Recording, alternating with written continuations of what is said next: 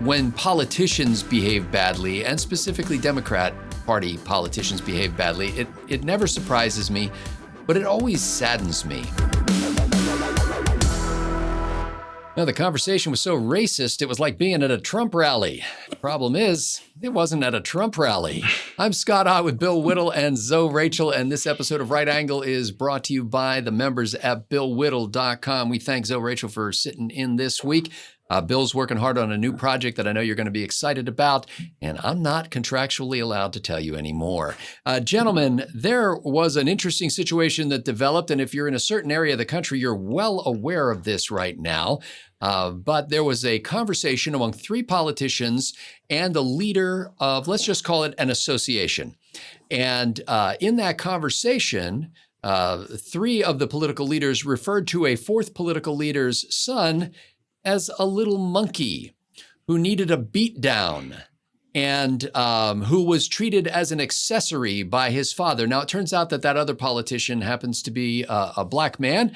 And so that is all captured on tape and was put on Reddit, where everybody can hear it now. In addition, there was more to this conversation where they were talking about political manipulation of districts so that they could basically front load the votes in an area so they would be more supportive of them rather than somebody they didn't want to get elected. And now I'm going to stop being coy, Steve Green, because what we're talking about is three Latino members of the Los Angeles City Council who were talking about how to tilt the table in favor of Latinos to the detriment of black voters or black citizens or black politicians. And that terminology was being used by the president of the Los Angeles County Council, whose name is Nury Martinez. She was in a conversation with fellow council member Gil Cedillo and another fellow council member Kevin De Leon. And that association guy was Ron Herrera, who is the Los Angeles County Federation of Labor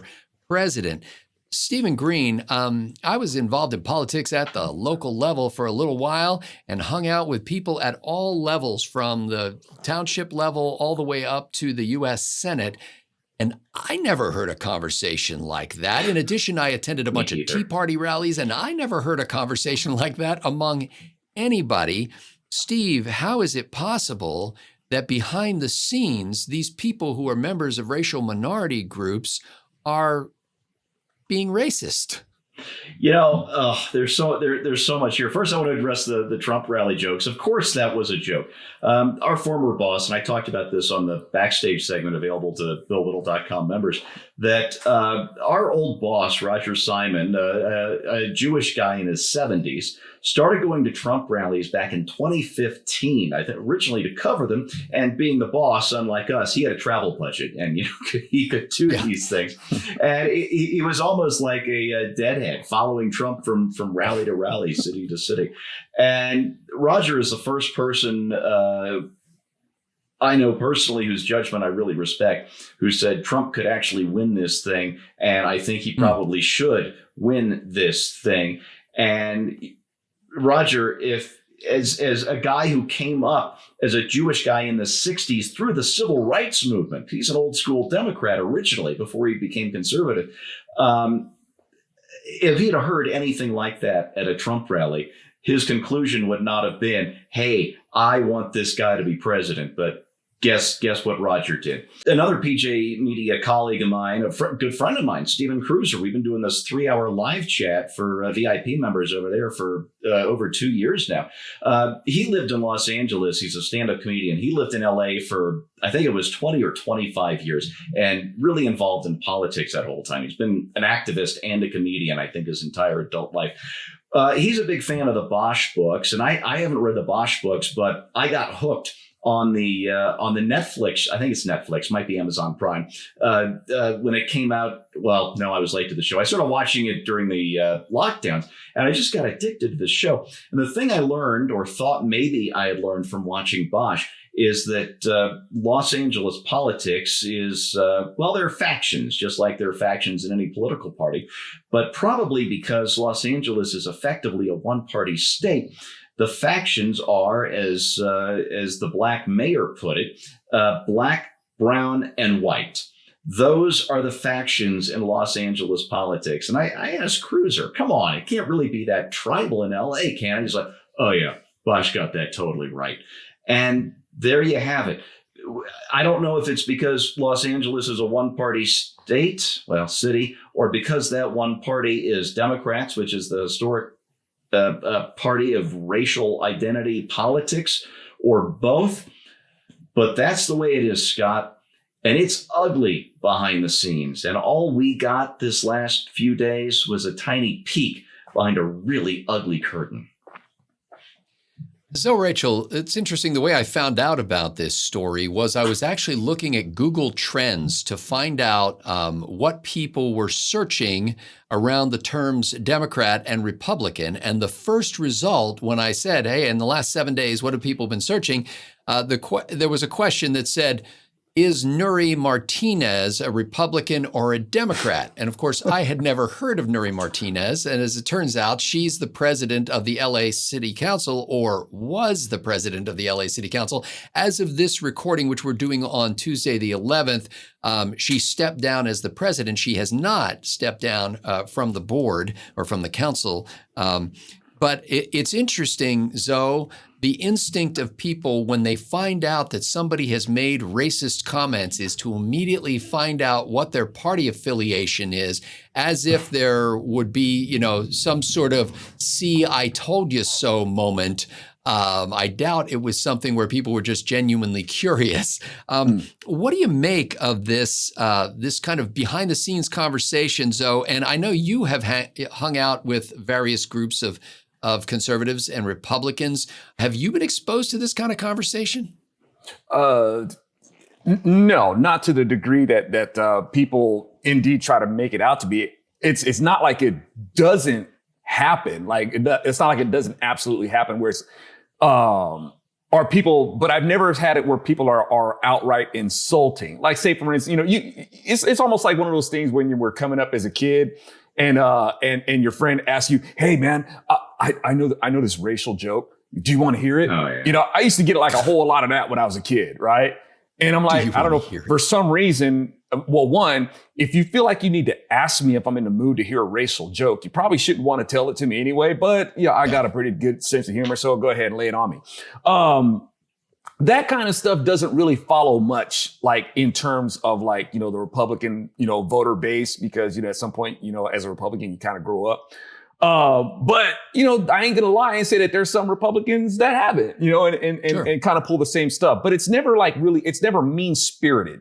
You know what I'm saying? It's not that kind of thing. I've often got the whole, especially coming from Democrat voters, man, you don't know what these Republicans, these white Republicans like say behind your back and all the racist stuff that they say. And I'm like, where's your evidence of that? That is an accusation. Give me some video, give me some audio, give me something. But I tell you what, in the time that we've spoken, you've probably called me the N-word like 5 times. Right? It's like, oh, N-word, this is you thinking that you're a black Republican. I said, like, man, the one being racist towards me is you, right? There was a video of, I think this was done by Christian Hartsock, like a few years ago. He went out to where a bunch of Democrats were gathered, and he was asking them, what do you think of Clarence Thomas? Oh man, and they gave the whole, now that sounded like a Klan rally, talking about what they wanted to do to Clarence Thomas. And it's funny that, when people try to, associate this with like some sort of Trump rally or anything like that. Scott was mentioning how, Roger Simon, our former boss, right, would go, to these rallies. And he's Jewish and whatnot. But how is it okay that this Jew could be around all these anti-Semites, right? And if the Tea Parties, even considered the Tea Parties, how can you go to those? Those things are so racist. It's like, well, it was the Democrats that actually had the signs that said no colors allowed. All right. It's not the Tea Party that's doing that. If they're so mean and so evil, how am I able to get in and out of there? And of course, the answer to that is, well, because, they accept you as one of their white people. It's like, no, if you're really bigoted, you don't accept somebody as one of your white people. You either don't like these people or you don't. And also, what was I going to say? This,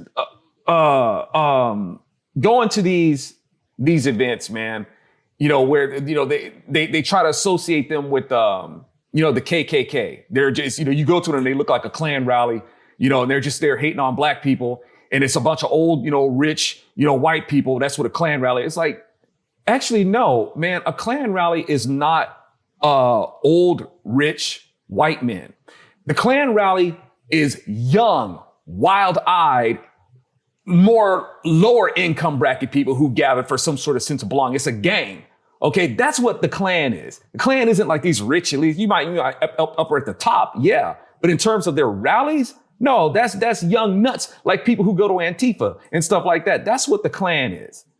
So all that to say, Scott, this woman is basically, she's caught doing what Democrats do. You would think that these kind of slip ups, they happen with the Republicans.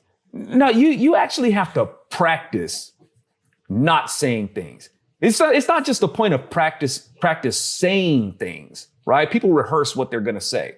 But a lot of times, if you're going to avoid say something, you actually have to live by that. You have to practice that. That's why you typically don't hear these kind of slip ups with the Republican Party. It's not a normal thing with them.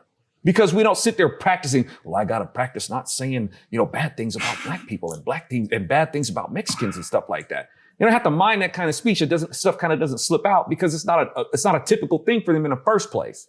But this with the Democrat Party, yeah, that's normal for them. Well, when I dug into the details of this, and by the way, that remark I made at the beginning about how it sounded like it was at a Trump rally, that was actually a line that I took from a column written by a Los Angeles reporter, or columnist rather, who's an African-American, who implied that he was disappointed with the Democrats because they started sounding like, the Trump supporters. So that was actually coming from essentially one of their own. He's part of that team, and that was the slur that he dropped there. Kind of like the New York Times with like the whole Magic Negro thing, and these definitely narratives saying, "Oh, look at their minstrel show." That's them. They're the ones who use these lines. Yeah, and overall, like so many things, it surprises you and it doesn't surprise you. In the one sense, I'm not one of those people who thinks that everything any Democrat ever does is wrong, evil, bad, all that kind of stuff. However, when politicians behave badly, and specifically Democrat Party politicians behave badly, it never surprises me, but it always saddens me. I mean, think of how petty your life must be to have gotten into a position where you're the president of a city council of a major metropolitan area, and you're so small that you feel like you have to fling racial insults at a colleague's kid. You're so small that you feel like you need to figure out a way to manipulate the boundaries of voting districts so that your so-called ethnic or racial entity can be triumphant, and so your so-called people can control the city.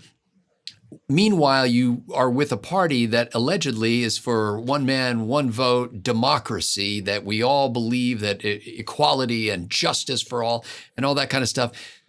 But that's the public pronouncement. Behind the scenes, we hear people talking just like little petty tyrants who are filled with racial animus.